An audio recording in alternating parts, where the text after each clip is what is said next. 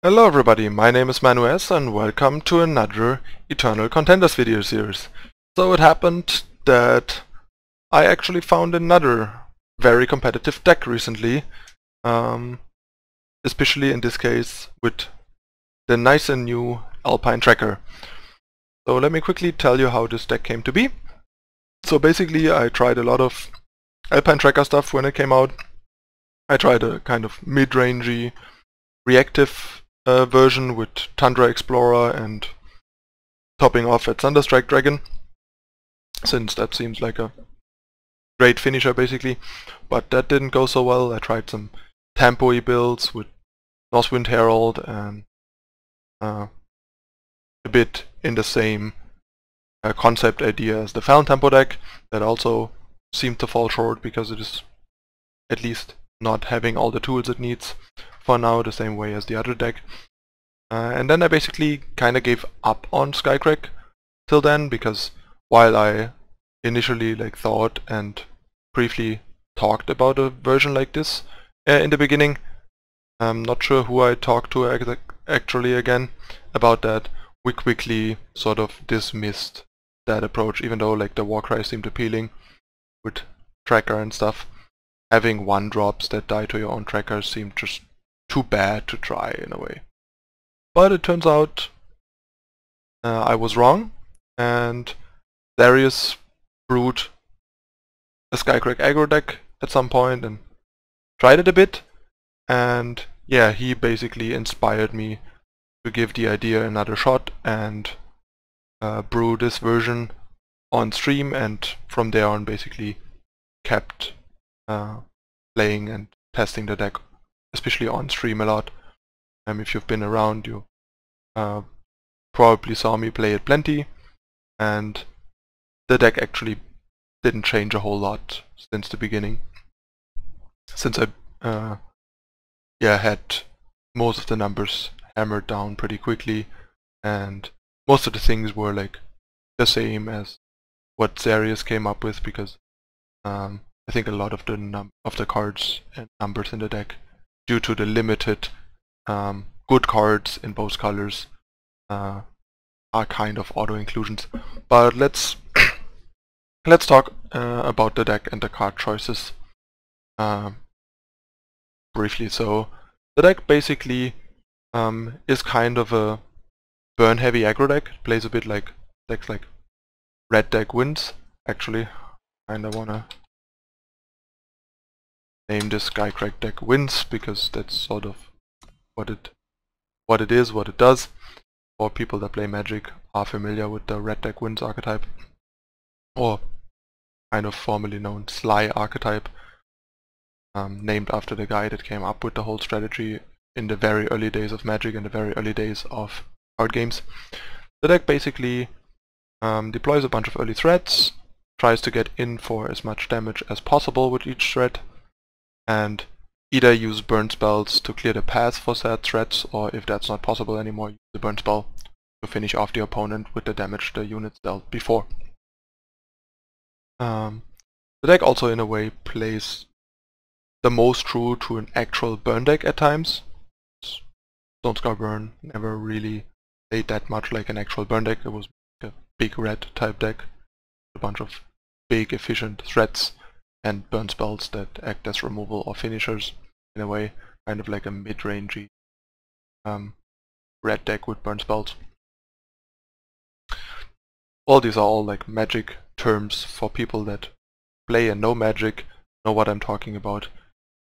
People that don't can just regard it's not that important. It's just a way of looking at the deck and the strategy, and giving a name to it to give you an idea of similar decks in other games and how they look and play out if you played them in the past. Alright, so we have 1-drops, we have Oni Ronin and Ticking Grenadin. So Oni Ronin is just sort of too good not to play. Hitting for 2 a turn is really great, and the Warcry is so good in this deck with almost all of the units. Getting more stats on the Flying Whispering Wind is great, getting more stats on the Quick Draw guy is great, getting more stats on all the charge units is great. So basically almost all the targets other than the 1-drops are great walker targets, and even the 1-drops are fine walker targets because then they survive Alpha Tracker. The 2-drops are Rakano, Outlaw, and Whispering Wind. Once again, more Warcry for sad reasons already, as like Warcry is basically stellar on almost all of the units in the deck. And yeah, Whispering Wind is just a great utility card, allows you to cycle away low impact cards like excess power that you don't need, 1-drops later on, or let's say a Permafrost that you don't need in a given matchup or in a given situation to find you potential direct damage in the form of some of the higher costed charge units or burn spells.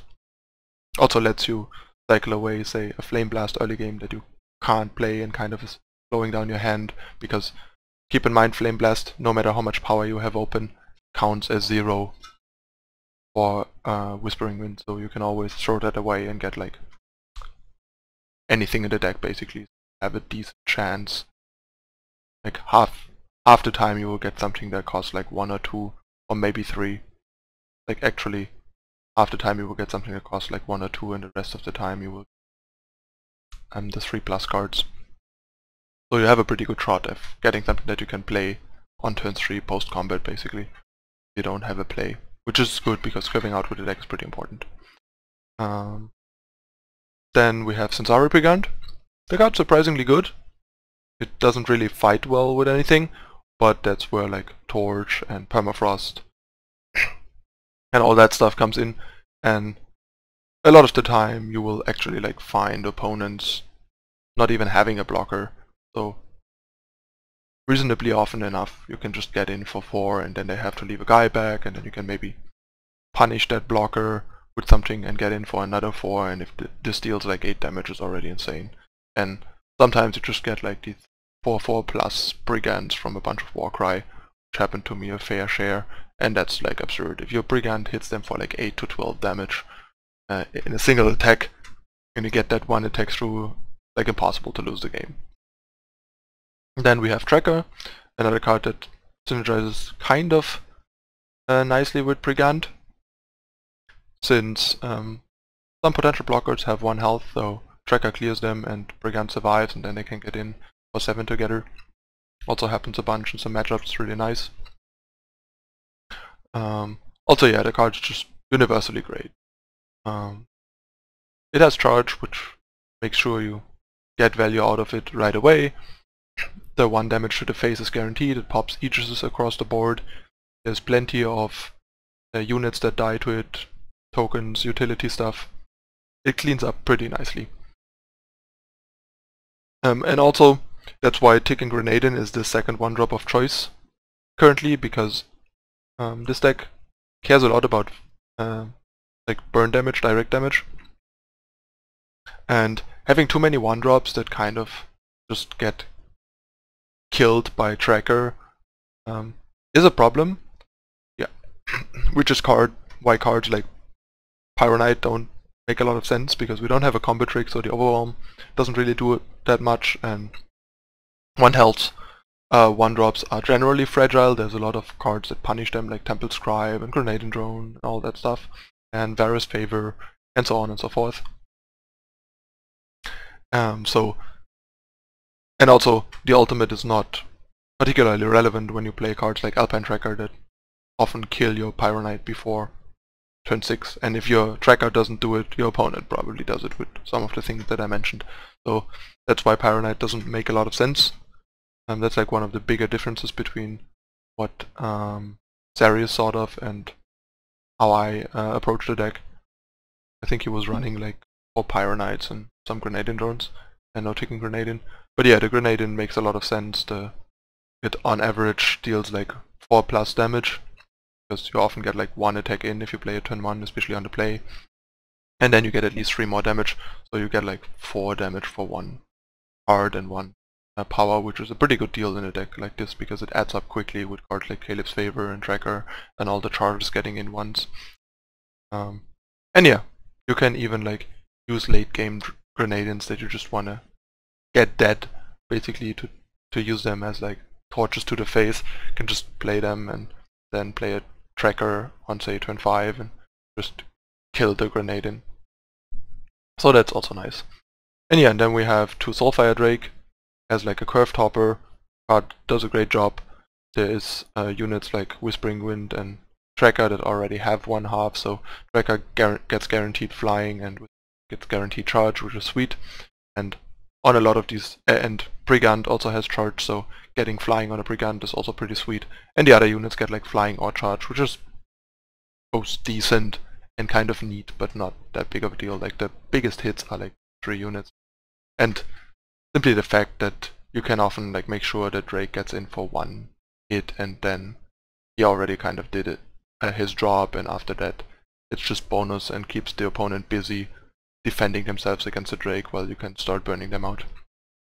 And yeah, Cobalt Monument is also sort of a unit, since yeah, the deck basically runs effectively 31 power between favors and power, so having some monuments is sweet and allows us to virtually run more power for our Flame Blast and our 5-drops without flooding too much, plus Whispering Wind also helping with the potential flood. And then we just have the spells.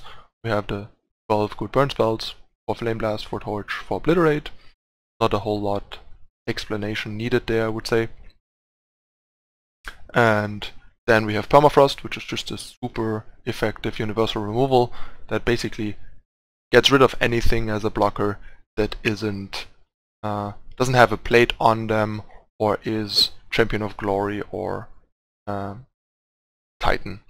And also Champion of Glory is not that big of a deal, can be taken care of by like a Torch or a turn 3 Flame Blast a lot of the time too.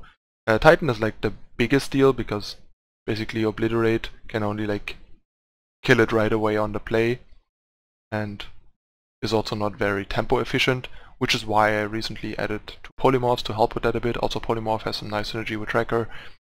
Like you can Polymorph something on turn 3 and then turn 4 Tracker to clean up the Polymorph token, for example. That is decent. The card is like not great, but it does the job, and the deck needs some additional ways to deal with Titan because Titan can be annoying. And yeah, the deck has been performing admirably, and according to my stats, currently the most played decks on ladder are Stone Skyburn, still the most played deck, at least like the deck that I faced the most over close to 100 games that I tracked. Then followed by Rakano, with like a reasonable amount of percentage less than Burn actually, but still pretty far up there and set off from like the other 2 decks that I played a lot.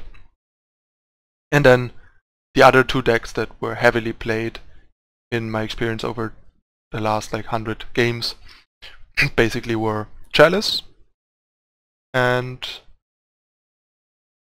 what was the other archetype? Oh yeah, right, Felon Control. And so far this deck has a positive win rate over like 90 to 100 games against all 4 of them, which is great. Like the Rakano matchup is close enough that with the given sample size the matchup is probably only like slightly favorable or like fairly close. The Chalice matchup feels like a joke. I have yet to lose it. Like I'm like 9-0 against it and VSarius like 4-0 against it. So combined we are undefeated against the deck, and I've even won a game where I thought like, alright, this is gonna be my first loss. I was stuck on power for a while and the Chalice player had like a normal, slightly above average draw, and in the end he was still dead because I eventually drew out of my flood and he just died to a flurry of burn spells even though he had a bunch of life gain. It just wasn't enough. It was just, yeah. I am impressed how much this deck slaughters Chalice, which is part of why it's such a good deck. Also, Felon, same thing, currently like 8-2 against it. Matchup also feels really hard to lose, basically, because the deck also doesn't defend itself particularly well. Early pressure plus all these big burn spells because it doesn't have a whole lot of ways to fight them. Sure, they have Harbinger, but we have 4 Permafrost and also the burn spells to kill the Harbinger, so the Harbinger usually only gets the life from the like summon trigger, and then gets locked down or killed. Or the opponent just gets burned out if the burn spell is lethal already. So yeah, they have very poor ways of fighting aggression plus a lot of burn spells, and this deck is like fast enough, faster than say Stone Scar Burn a lot of the time, and can make sure that a lot of its cards deal damage at least once, and then the burn spells are too much for Fel. And yeah, last but not least, the Stone Scar Burn matchup also is incredibly favorable, because it's sort of a mirror match with us having more cards that deal guaranteed damage, having cheap and universal removal in the form of Permafrost, which is great at dealing especially with Impending Doom, making them sort of die to their own Impending Doom without the Doom having impact, and also at dealing with cards like Champion of Chaos and Instigator, but we already also have Torch and like early Flame Blasts for that, so they are like covered a lot, and taking Grenadins trade really favorably with their 1-drops, and if they VSarius favor them, that's fine, they still like take 3 to the face, so we get guaranteed damage out of that. And yeah, Censari Brigand almost always gets in for 1 hit against them, because they don't have a lot of units, they don't have a lot of blockers, and they often also don't have like a cheap fast spell answer to it, or are simply out of power because their power on their turn for things. And yeah, Alpine Tracker is great, cleans off their 1-drops if they still have some around, also hits them for often a guaranteed 4 the turn it comes down. And yeah, then we have a lot of the same cards, and we have like 4 of Kaleb's favor, which actually kind of matter because they let us deal a little more damage than they do. And yeah, matchup just feels really good. I think I'm like 77-ish% over like I think 13 games that I've faced it or something. So yeah, basically Rakano is like a close, potentially slightly favorable matchup. The other 3 most played archetypes right now get basically crushed by this, and then there's a lot of like random archetypes that you either are good or bad against that aren't that widely played, and that I don't have sample size to say anything specific. And yeah, the deck has been performing admirably. I am at like I think 62+% win rate over like 90 to 100 games, which is a pretty impressive win rate. That's like along the same line or slightly better win rate than I had with the Feln Tempo deck, which I was crushing with basically. So has this deck basically. Probably have seen my my stream highlight from a testing session with this, where I was doing really well. And there's plenty of other footage on my stream from recent streams to watch where I play the deck and where I'm climbing into like top 10 with the deck. It's definitely a top tier deck right now. Perfectly set up to beat up on most of the major archetypes right now, basically. Alright, that's it for the deck for now. As usual, we're gonna jump into some games to show you the deck in action. So stay tuned for the first half of the games coming up in a moment. Thanks for watching.